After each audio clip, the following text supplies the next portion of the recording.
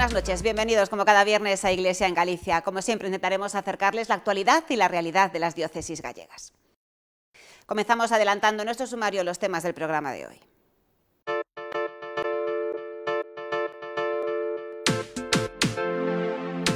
Benedicto XVI anuncia al mundo su renuncia como Papa, reconociendo su falta de energías para afrontar las tareas de gobierno.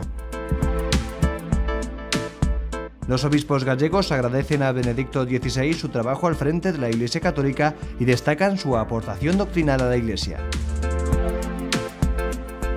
Benedicto XVI visitó España en 3 ocasiones, una de ellas en Compostela, donde rezó ante la tumba del apóstol. Este pasado miércoles tuvo lugar la ceremonia de imposición de la ceniza, con la que comienza el tiempo litúrgico de la Cuaresma. Desde que se puso en marcha en el año 2002, el comedor diocesano de San Froilán de Lugo repartió alrededor de 200.000 comidas a personas sin recursos. Entrevistaremos a Daniel Lorenzo, vicario judicial de la Archidiócesis de Santiago de Compostela.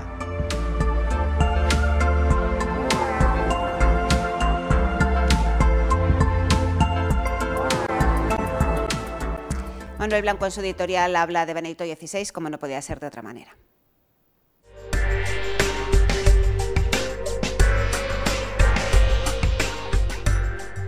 Todavía recuerdo la llegada a casa de la tele en color. Esta es una pantalla mucho más moderna. Quedé tan enganchado a ella que todavía estoy rehabilitándome de su adicción. El caso es que allí le vi por primera vez. Llegaba a España joven, pletórico, llenando estadios.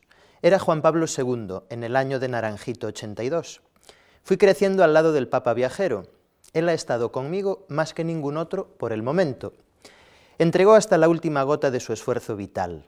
Luego llegó Benedicto XVI y nos fue ganando poco a poco con su discurso cargado de significados.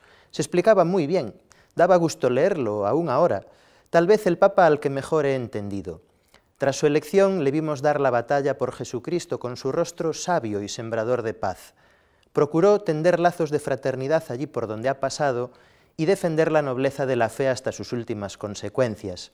2 papas, 2 estilos.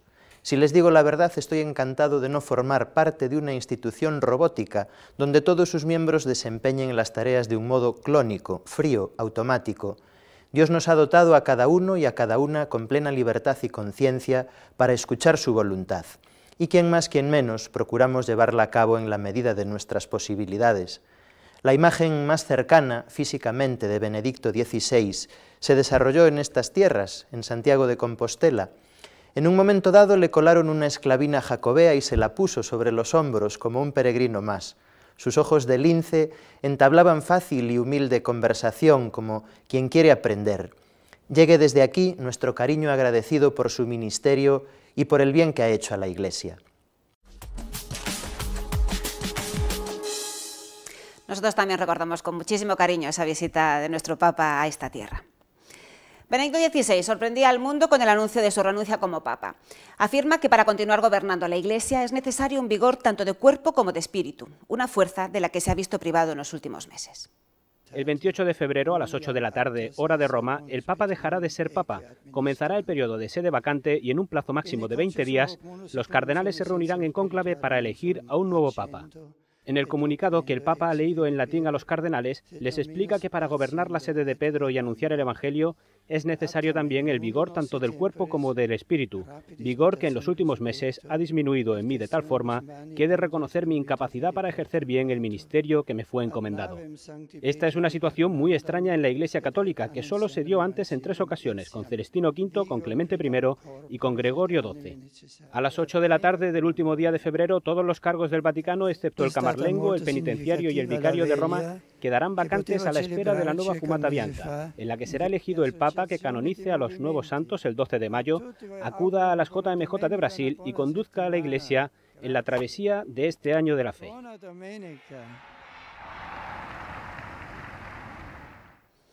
Pues como decíamos, la noticia de la renuncia de su santidad cogía por sorpresa a todo el mundo. Poco a poco y a medida que se iba asumiendo la decisión del Papa, se fueron sucediendo las valoraciones de los obispos de Galicia. Todos ellos coincidían en destacar la valentía, humildad y generosidad de Benedicto XVI durante su pontificado. El próximo 28 de febrero se hará efectiva la renuncia de Benedicto XVI como Papa, una noticia que cogía por sorpresa a toda la Iglesia. Los obispos gallegos quisieron, a través de distintos comunicados, unirse a su santidad en estos momentos y agradecerle el servicio que durante su pontificado ha prestado a toda la Iglesia. Si bien es cierto que la noticia ha sido recibida con sorpresa y que en estos momentos cualquier otra valoración sería prematura, no por eso dejamos de agradecer al Señor los años de pontificado de Benedicto XVI, en los que se han puesto de relieve su magisterio clarividente, su entrega incondicional y su generosidad pastoral al servicio de la Iglesia universal y de la sociedad.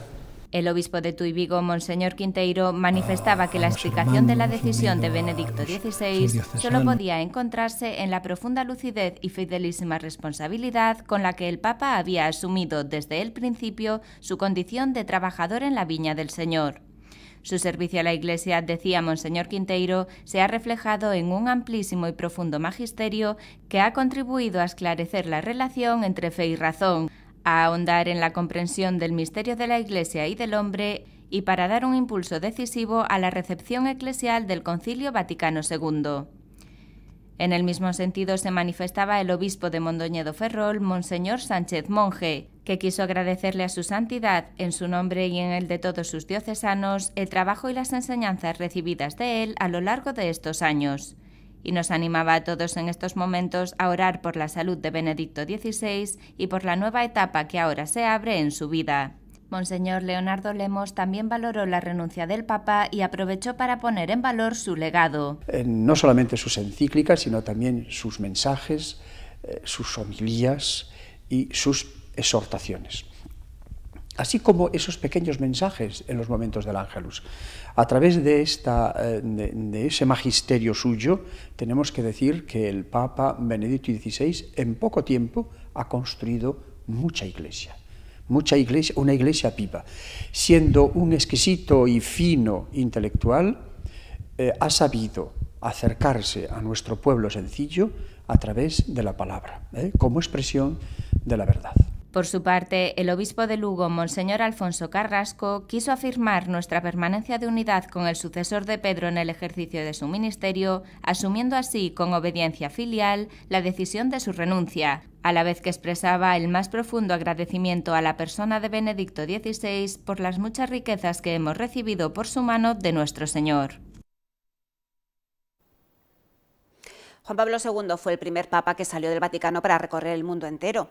Benedicto XVI recogió el testigo y realizó también innumerables viajes por todo el mundo. 3 de ellos a España. En el 2010 visitó Compostela con motivo del Año Santo y allí dejó un recuerdo inolvidable. Benedicto XVI visitó España 3 veces como papa, una de ellas a Santiago durante el año jacobeo del 2010. Fue el broche de oro de ese Año Santo. Que sin duda alguna fue como un hermoso colofón a lo que había sido todo el Año Santo y que supuso sin duda alguna también una motivación muy grande para todo lo que es, para que nosotros también pudiéramos comprender mejor lo que es la peregrinación jacobea, lo que es la celebración del Año Santo, lo que es la realidad, diríamos, de los peregrinos que nos acompaña. Fue una visita de pocas horas, pero suficiente para respaldar la importancia del año jacobeo y así subrayar su capacidad evangelizadora. Evidentemente para mí fue un motivo de una gran satisfacción, pues que el Papa estuviera con nosotros, que el Papa se hubiera hecho peregrino aquí a Santiago y que aunque nada más fuera unas horas, pues poder contar con su presencia y contar con su cercanía, con su afecto y con sus enseñanzas que nos ayudan sin duda alguna pues a entender todo lo que es el hecho jacobeo tan importante no solo para nuestra diócesis, sino para tantas y tantas personas. Que cuando el Santo Padre inició el año de la fe, hablando de la nueva evangelización, citó un hecho concreto como factor de nueva evangelización, y precisamente el Camino de Santiago. Las otras 2 visitas de Benedicto XVI como Papa a España fueron a Valencia en el 2006 y a Madrid durante la Jornada Mundial de la Juventud del 2011.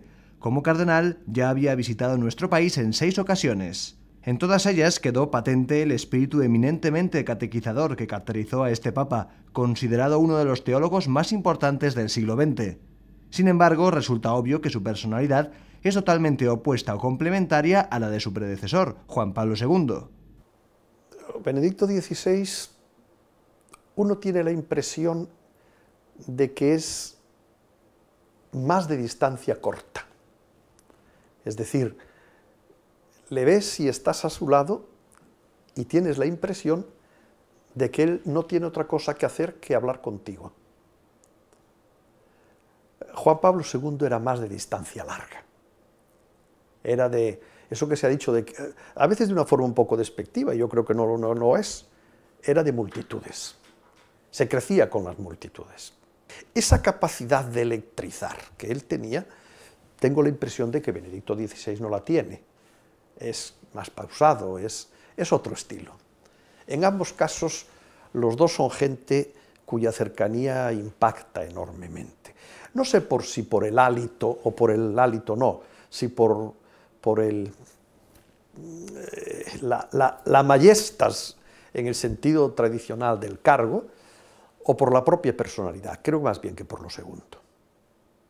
España fue uno de los lugares más visitados por el Papa alemán, al igual que Juan Pablo II.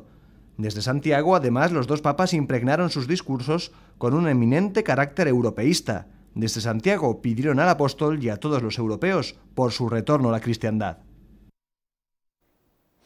Dejamos el Papa para hablar ya de la Cuaresma. Las diócesis de Galicia celebraban el comienzo de la Cuaresma con el miércoles de ceniza. El obispo de Ourense lo hacía en su catedral. Durante estos 40 días que comenzaban este miércoles con la imposición de la ceniza hasta el Domingo de Ramos, con el que llega la Semana Santa, la Iglesia nos invita a la renovación, a vivir la gracia del bautismo y a esforzarnos en la tarea de la conversión. En su carta con motivo de la Cuaresma, el obispo de Ourense, Monseñor Leonardo Lemos, recordaba que la caridad es más que una palabra.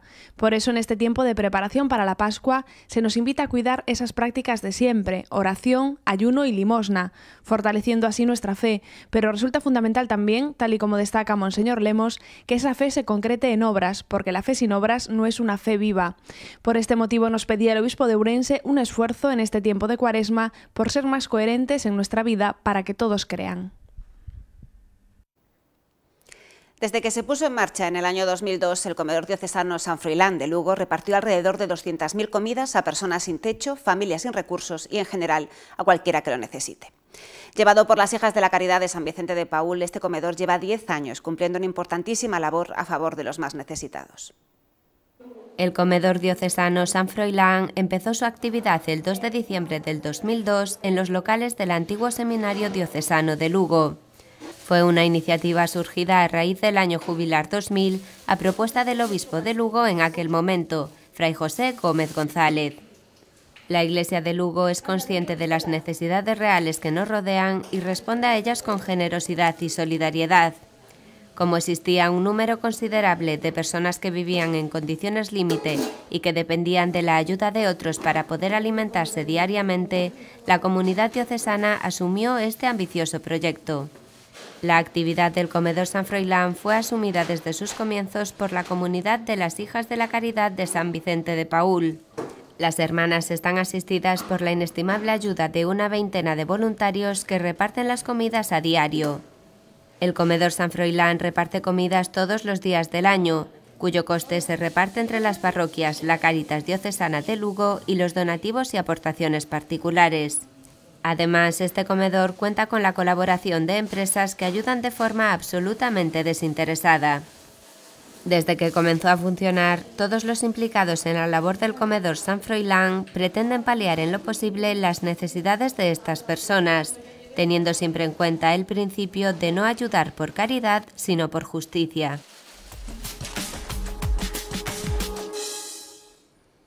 Esta noche nos acompaña el vicario judicial de la Diócesis de Santiago de Compostela, Daniel Lorenzo. Muy buenas noches, Daniel. Buenas noches, ¿qué tal, María José? Realmente serían muchísimos los temas que podíamos abordar con él. Yo fundamentalmente lo había invitado hoy para que nos hablase de las nulidades matrimoniales, pero no puedo resistirme a preguntarte si la renuncia del Papa era una cosa ya prevista en el derecho canónico. el derecho canónico prevé la posibilidad de la renuncia, no la de este u otro papa, pero ciertamente sí la posibilidad de la renuncia en el canon 332, parágrafo segundo. Y además este papa, que es un hombre muy brillante, ha hecho todo tan bien que las dos condiciones que en ese parágrafo del canon 332 se prevén, las ha dejado manifiestas para que no quepa la menor duda del rigor con que ha tomado su decisión, que es que la decisión sea libre y manifestada de una manera solemne y formal.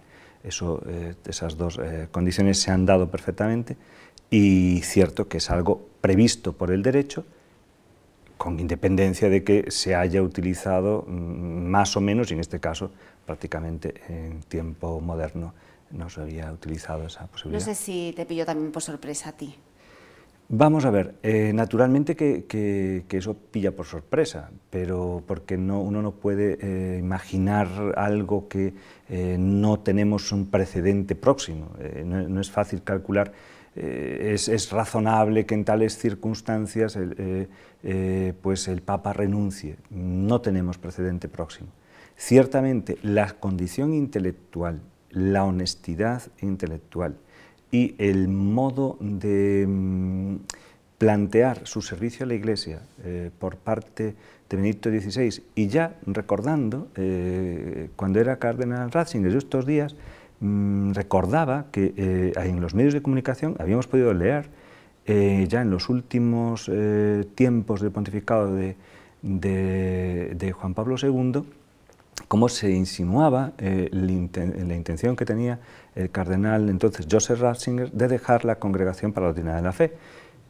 Bueno, pues efectivamente ahora uno analiza las cosas y dice, pues hombre, quizá Joseph Ratzinger cuando tiene que ser Benedicto XVI y asume la condición de romano pontífice, pues quizás él ya prevé que llegado el caso haya de plantear la renuncia. No lo sé, porque evidentemente estaríamos haciendo casi una situación de ficción o de intentar meternos en la cabeza de una persona, es imposible, pero realmente su perfil respondería perfectamente a una persona que sea capaz de tomar una decisión de este calado, sobre todo porque no hay precedentes próximos inmediatos. ¿Y los creará? Precedente. Cierta jurisprudencia, cierta... Un precedente es esta renuncia. Sí. A partir de ahí es claro que el hecho de que sus sucesores en algún caso se planteen la renuncia será algo que, salvo modificación de la legislación vigente, dependerá de su voluntad y su libertad, es decir, que es lo que contempla ese canon al que he aludido, es decir, el Papa libremente ha de decidir si plantea la renuncia, y esto hacerlo con total libertad y de una manera clara, solemne e inequívoca. Bien, pues esto es lo que podremos verlo ulteriormente. La ley no obliga, es una renuncia, es una opción, una posible opción, que en este caso la hemos visto hecha realidad, pero es ese precedente, pero no genera efectivamente una obligación de futuro en aquellos que sucedan en la sede de Pedro a Benedicto XVI. El día 28 queda sede vacante. No sé si es un procedimiento que va a ser rápido por el hecho de la renuncia en sí o va a tener que respetar los plazos que... Es evidente que los plazos que establece la Constitución Apostólica que regula la elección del Papa, esos hay que cumplirlos, entiendo. Es una Constitución Apostólica muy minuciosa, que lo regula casi todo, y que deja algo muy claro, y es que quienes se ocupan de los preparativos para la elección del Papa es en sede vacante, es decir, una vez producida la vacante en la sede de Pedro, es decir, el día 28 a las 8 de la tarde, a partir de ese momento será el Colegio de Cardenales con las ayudas que ya prevé la propia Constitución de determinados organismos de la Santa Sede y a través de una fórmula que son las congregaciones de cardenales, ya sean las particulares o las generales. Esos son los organismos que inmediatamente preparan todo lo relativo a la elección del Papa. Y aquí hay que decir que la misma Constitución da un plazo de 15 días a los cardenales electores para trasladarse a Roma para este procedimiento de elección, plazo que la Congregación General podría, por razón grave, ampliar a 20. Entiendo que esos plazos, en principio, hay que entender que se han de cumplir así, es decir, que no parece que haya razón para dispensar de unos plazos que, por otra parte, son razonables. Hablaremos, te invitaremos otro día para que nos hables con más calma del procedimiento de elección del Papa. De todas maneras, hoy sí que quería tratar el tema de las nulidades matrimoniales, porque yo creo que sigue habiendo muchísimo desconocimiento sobre qué significa, qué es una nulidad matrimonial.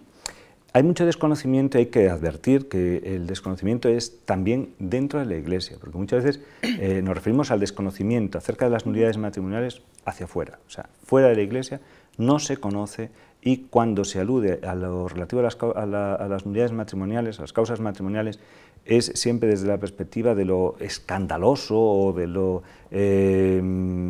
relacionado con el mundo de más o menos los famosos o tal. Y esto no tiene nada que ver con la realidad. Nuestra realidad en los tribunales diocesanos, nuestra realidad es que las personas que se acercan al tribunal son personas normales, corrientes y sencillas, que han vivido una realidad dura, cuál es el haber visto fracasar su proyecto matrimonial, y presentan al tribunal un relato de lo que ha sido su propia experiencia matrimonial, y a partir de ahí el tribunal, siguiendo el procedimiento, que por otra parte también es muy riguroso y muy exhaustivo, puede llegar a la convicción de que efectivamente ese matrimonio fue nulo, o por el contrario, tener que afirmar que no tiene la certeza, no se puede alcanzar la certeza de la nulidad de ese matrimonio. Pero para mí es muy importante que caigamos en la cuenta que, pese a la realidad, que no puede, y no puede ser de otra manera, pese a la realidad estrictamente procesal del método para alcanzar esa convicción que termina en una sentencia, pese a esta formalidad, es una tarea claramente pastoral. Es decir, es una tarea claramente pastoral y que debemos procurar que siga cauces realmente pastorales.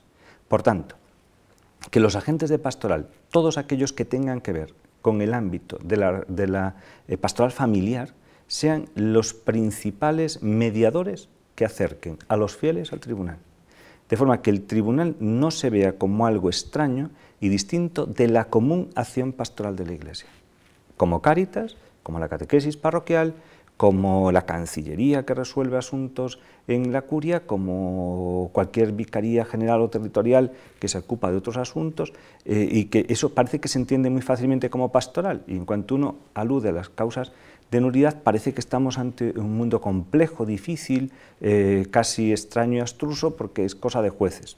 Efectivamente, tienen que resolver los jueces, pero es parte y forma parte, y es la fórmula pastoral que la Iglesia tiene para tratar situaciones como estas, ante el hecho de un matrimonio que al menos aparentemente se presenta como válido. Es decir, que una persona en esta situación podría acercarse con toda la normalidad del mundo, pues a preguntar a cualquier tribunal eclesiástico de... Sí, yo incluso creo que tendríamos que conseguir que los propios agentes de pastoral, empezando por los sacerdotes, los párrocos concretamente, se convirtieran en los grandes mediadores entre el tribunal y los fieles. Es decir, muchas veces para los fieles el tribunal eclesiástico, las causas de nulidad, le parecen algo costosísimo, dificilísimo, ¿quién será esa gente? ¿Llevarán peluca? No sé qué. No, quien tiene que hacer esa mediación, el acercar a los fieles al tribunal, que es un organismo de la acción pastoral de la Iglesia, son todos los agentes de pastoral en el ámbito de la pastoral familiar. De una manera especial, naturalmente, los párrocos, que están cerca de las situaciones de ruptura, y ellos están viviendo como muchas parejas que acaban de casar, se separan y se divorcian, o ahora ya directamente se divorcian, o incluso parejas que ya llevan años casados y ahora pues les llegan porque traen el niño pues para la preparación para la primera comunión, o tienen contacto con los párrocos con motivo de cualquier otra circunstancia de la acción común pastoral. Bueno, pues a partir de ahí debe advertírsele que existe esta posibilidad, es decir, que la Iglesia estudie con un método ciertamente técnico cuál es el procesal, pero que estudie la posible validez nulidad de ese matrimonio. Apuntabas tú antes que la gente cree que es algo costosísimo en términos económicos. Aquí hay que advertir que no todos los tribunales funcionan exactamente igual. Yo, claro, prefiero referirme al tribunal en el cual trabajo. En el Tribunal de Santiago ya hace muchos años se estableció una fórmula de mediación ya dentro del tribunal, que además después y ulteriormente la instrucción Dignitas Connubii reguló expresamente, que es la del asesor jurídico que media entre la gente de pastoral y el tribunal propiamente tal. Esta asesoría jurídica es absolutamente gratuita, cualquiera puede acercarse al tribunal, puede recibir esa asesoría jurídica, puede referir, aportar los primeros documentos y aportar su relato a este asesor jurídico, que es un técnico, un canonista, que ya le puede advertir si existen fundamentos al menos para poder preparar una demanda. Y a partir de ahí se le informará acerca del proceso, su itinerario y acerca de los costos del proceso, que ciertamente es mucho menor en primera y segunda instancia de lo que va a tener que pagar cualquier ciudadano español por pedir su divorcio, pagando procurador y letrado. Va a ser más barato, porque las tasas procesales son muy controladas, ciertamente tienen nosotros nos movemos en un nivel en las tasas procesales bajísimo. Y ya digo, la asistencia puede ser absolutamente gratuita, porque el fiel que ha sido asesorado por esta persona que incluso hace su demanda puede ser acompañado a lo largo del proceso por esta persona. La legislación canónica no obliga necesariamente a que el fiel cristiano que acceda al tribunal lo haga por medio de esa postulación obligatoria con el abogado y procurador, por lo cual actúa en nombre propio, pero con la asesoría del asesor jurídico gratuito que ya a su disposición ha puesto la misma estructura del tribunal. Yo sé que es muy complicada la pregunta que te voy a hacer, o entiendo que así debe de serlo, pero claro, la casuística es infinita, pero a ver si somos capaces un poco de, a gente que nos esté viendo, ¿dónde pueden radicar los motivos de la nulidad de un matrimonio? ¿Dónde puede estar? Realmente a mí, y lo sabes, María José, lo sabes, porque lo hemos hablado otras veces, a mí no me gusta incidir en la casuística por una razón, porque muchas veces el que escucha una entrevista como esta, o incluso en una conferencia, se queda con el supuesto que se refiere y no tanto con la realidad que hay que analizar. Hace unos años, por ejemplo, era muy común causas de nulidad en las cuales estaba presente un hecho perfectamente acreditable, cual era, por ejemplo, la drogodependencia de uno o los dos. Esto hace unos años fue muy común.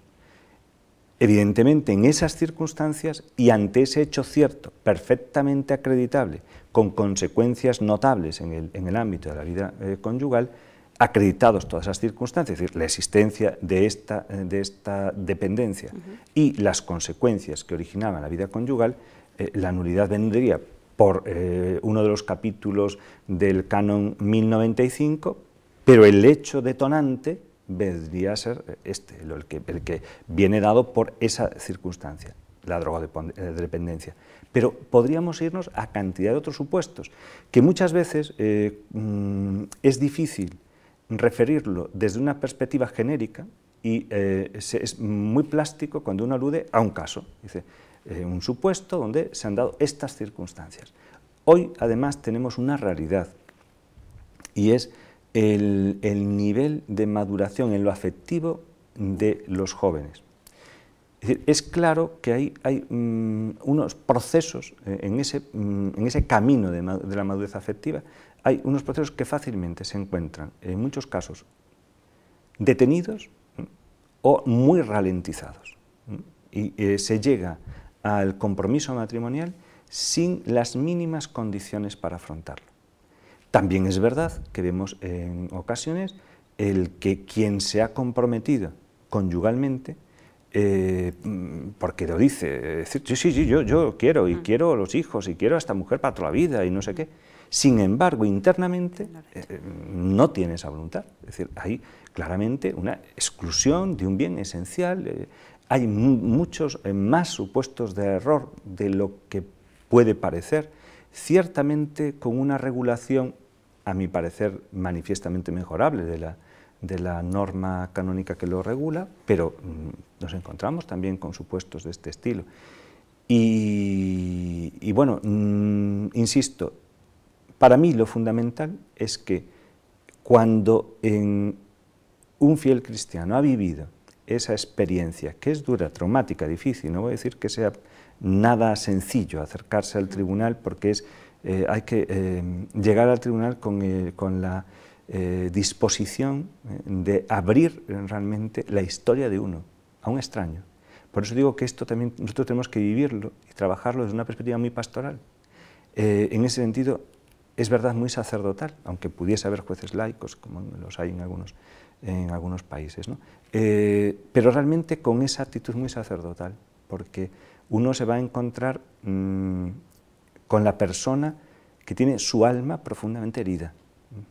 Por esto, una de las cosas fundamentales que de nuestro tribunal cuidamos es que nadie se sienta juzgado.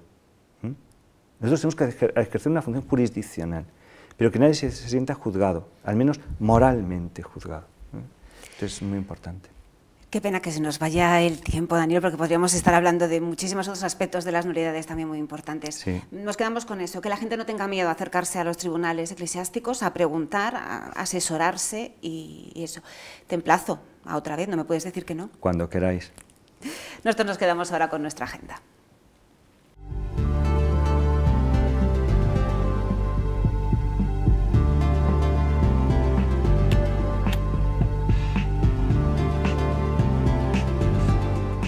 Por quinto año consecutivo, la Asociación Social y Cultural Portamarís de A Coruña y la Asociación Portado Camiño de Santiago organizan unas jornadas abiertas a todos los sacerdotes de la diócesis. Se desarrollarán en el Pazo de Montecelo durante los días 19 y 20 de febrero. Intervendrán, entre otros, el obispo de Mondoñedo Ferrol, Monseñor Manuel Sánchez Monje, y el arzobispo de Tarragona, Monseñor Jaume Pujol Balcells.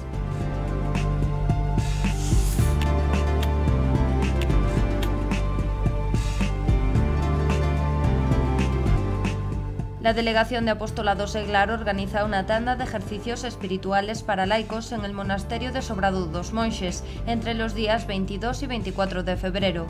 Están dirigidos por el padre prior Carlos Cuartango. Los interesados en participar pueden ponerse en contacto con la delegada de Apostolado Seglar de la diócesis, Josefina Palmeiro.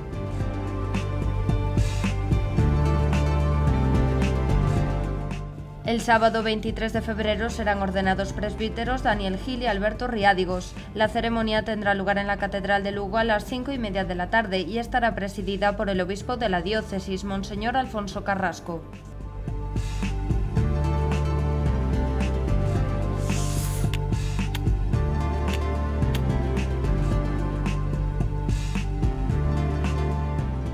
La Domus Ecclesiae de Ferrol acogerá durante los días 22 y 23 de febrero de 2013 este curso de formación, destinado al profesorado de Religión Católica de Galicia y convocado por el Instituto Teológico Compostelano, a través de la sección de formación del profesorado de Religión.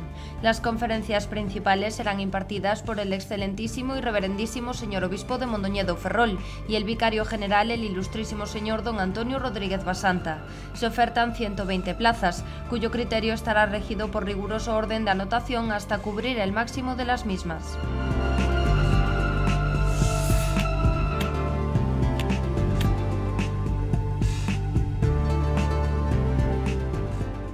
Comienzan las peregrinaciones a la Catedral de Ourense con motivo del Año de la Fe. A lo largo de este Año de la Fe que celebramos desde el pasado mes de octubre, convocado por el Papa Benedicto XVI, peregrinarán a la Catedral de Ourense diferentes colectivos y movimientos. La primera de las peregrinaciones será la de los niños, este sábado 16 de febrero. Todos los niños de la diócesis están llamados a peregrinar a la Catedral y participar en la misa a las 11:30 de la mañana, presidida por el obispo de la diócesis, Monseñor Leonardo Lemos Montanet.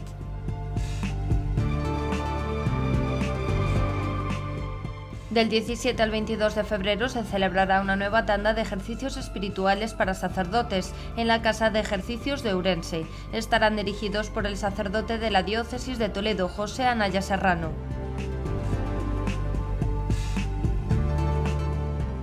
La parroquia de San Pío X acoge una nueva sesión del ciclo de conferencias sobre los 50 años del Concilio Vaticano II, desafíos y perspectivas. A las 8 de la tarde en el salón parroquial el sacerdote Bruno Fuentes Blanco disertará con el tema Un concilio para vivir la palabra.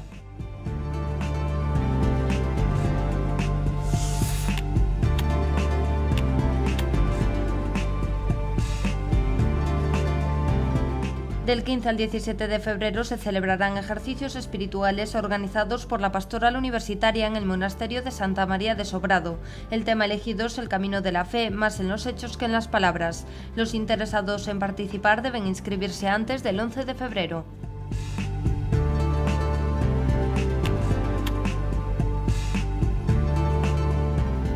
Hoy nos hacemos eco de las palabras del obispo de Lugo, de Monseñor Alfonso Carrasco Rouco, recogidas con motivo de la noticia de la renuncia de Benedicto XVI como Papa.